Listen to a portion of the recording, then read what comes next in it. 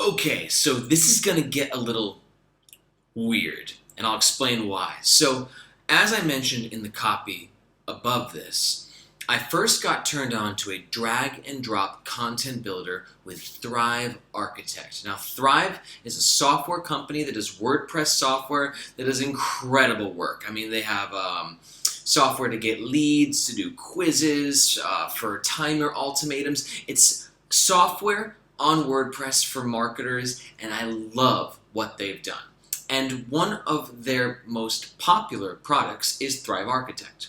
So, as I said, I started with Thrive Architect about, my God, 4 or 5 years ago, and that was my go-to. Like, that was my drag and drop content builder, and I thought that was going to be me and Thrive for life. Like, I was like, ride or die with that. Then I met Elementor, and it stole my heart. Now, here's where it gets weird. I prefer Elementor over Thrive. Yet, you are reading this article on Ditch Your Desk promoting Elementor, which I actually am doing on Thrive. Crazy, right? It's like a weird love triangle. So to clarify, ditchyourdesk.com is 100% built on Thrive Architect. It's a gorgeous website. The homepage, the about page, the blog posts, everything is done on Thrive. And then for the other side of things, Nomads Nation, if you look right here, is the opposite. Everything is done on its entirety in Elementor.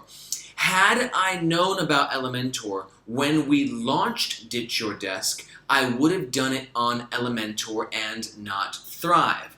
That is why, now that I've redone Nomads Nation, I'm doing it on Elementor. I don't have time to redo the entire blog on Thrive and then for the Ditch Your Desk. And at the end of the day, I still really like Thrive. It's a great program. There's only one problem with Thrive that makes me like it more than Elementor. And I'll explain that in a second. Let me compare them first side by side. So this is Ditch Your Desk behind the scenes. This is Thrive. And as you see, yet again, same concept, drag and drop, just as opposed to Elementor on the left-hand side that you can kind of make go away with that little arrow dude.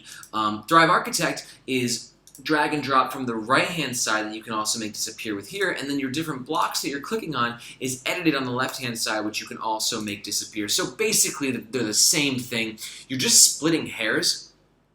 They're capable of doing the exact same stuff. I mean, Ditch Your Desk is a gorgeously designed website, if I may say so myself, and that's a testament of Thrive Architect's power. Here is the difference, though, and here is why I ultimately recommend and will be moving forward with Elementor for myself and my projects moving forward. It's because it's less buggy. What I mean by that is Thrive Architect has a tendency to be a little buggy. Things go wrong. You try to design something and it looks good in the back end, and you click preview and in the front end it looks like dog shit. Or, on very rare occasions, it has caused our websites to crash or have conflicts with other plugins. Elementor, on the other hand, has not had these issues. Now, let me clarify, though, there's a very important reason for this. Elementor is not as versatile as Thrive Architect is. You can do more stuff with Thrive Architect. It is more sophisticated. It is more you're just able to do more shit with it. But there lies the problem. But since it is so versatile, and there are so many things that you can do on Thrive Architect, it sets you up for more possible errors and more possible bugs. I initially preferred Thrive Architect's unlimited sense of freedom, but then I quickly changed teams when I realized that the limitations put on Elementor actually ensure that there are less problems with your design and your formatting moving forward. I hope that makes sense. You have to understand, we're dealing with the world of coding.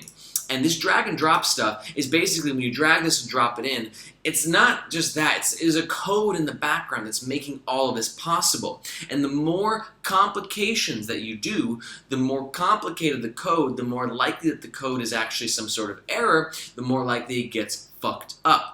Elementor has done a great job of giving you an immense amount of freedom while just kind of holding back a little bit. And that holding back, I think, is a long-term benefit because it ensures that everything is running smoothly. And like I said, if you look at Elementor, it's absolutely incredible what you can do with this. As I said, the homepage of Nomads Nation is also built on Elementor.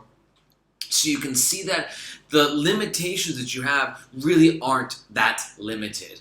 If you need undivided versatility, if you need unlimited options for what you can do for your design, Thrive might be the better option, but at the cost of it can just be a little on the buggy side. So that's just one man's opinion, and that's why I personally recommend and will be moving forward with Elementor on my personal projects.